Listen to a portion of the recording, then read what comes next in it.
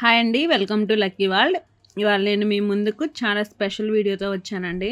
ఎందుకంటే ఇప్పుడు నేనున్న ప్లేస్ ఏంటంటే మన అందరికీ చాలా పవిత్రమైన స్థలం తిరుమల తిరుపతి దేవస్థానం. తిరుమల వచ్చామంటే మనకు దర్శనం ఎంత ముఖ్యమో అదేవిధంగా ఇక్కడ జరిగే నిత్య అన్నదానం కూడా అంతే గొప్పదండి. ఇప్పుడు నేనున్నది వెంగమాంబ అన్నప్రసాద కేంద్రం దగ్గర.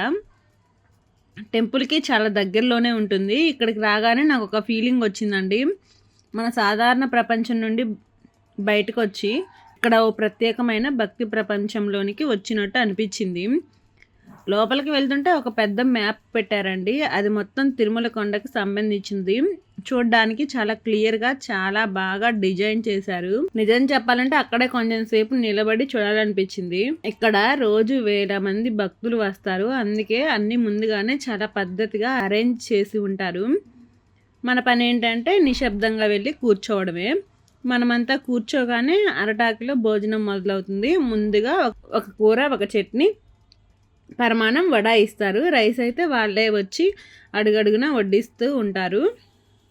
ఇంకా చెప్పాలంటే సాంబార్, రసం కూడా చాలా బాగుంటాయి. కానీ ఫ్రెండ్స్, ఈ సాంబార్ రుచి అయితే వేరే లెవెల్ అండి. నిజంగా ఇప్పటి వరకు నేను తిన్న సాంబార్లలో ఇదే చాలా స్పెషల్గా అనిపించింది.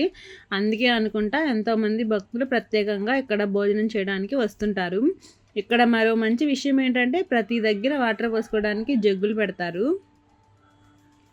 ఎక్కడ ఇబ్బంది అనిపించదు. చివరిలో పెరుగు కూడా వేస్తారండి. ఆ పెరుగు కూడా చాలా ఫ్రెష్గా రుచిగా ఉంటుంది. ఇక్కడ భోజనం అంటే కేవలం తినడం మాత్రమే కాదండి, అది ఒక అనుభూతి. ఆ అన్నం తినేటప్పుడు వచ్చే సంతృప్తి అది మాటలో చెప్పలేమండి. ఇలాంటి అన్నదానం వ్యవస్థ ఉండడం మన అదృష్టం అండి. ఎంతోమంది భక్తులకు ఇది తృప్తిని ఇస్తుందో ఆలోచిస్తేనే గర్వంగా ఉంటుంది. మీరు ఎప్పుడైనా తిరుమలకు వస్తే ఖచ్చితంగా ఈ వెంగమాంబ అన్నప్రసాద కేంద్రంలో భోజనం చేయండి. దర్శనం ఎంత గుర్తుండిపోతుందో ఈ భోజనం కూడా అంతే గుర్తుండిపోతుంది. మీకు ఈ వీడియో నచ్చితే లైక్ చేయండి, షేర్ చేయండి. ఇలాంటి మరిన్ని వీడియోల కోసం మన లక్కీ వరల్డ్ ఛానల్ని సబ్స్క్రైబ్ చేయండి.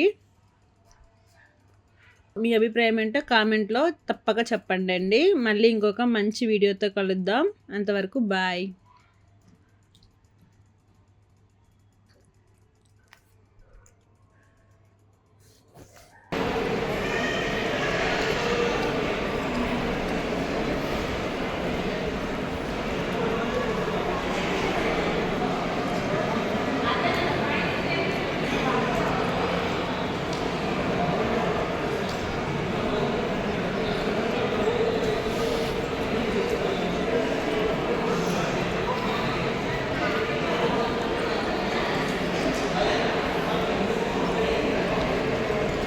Ram. Ram.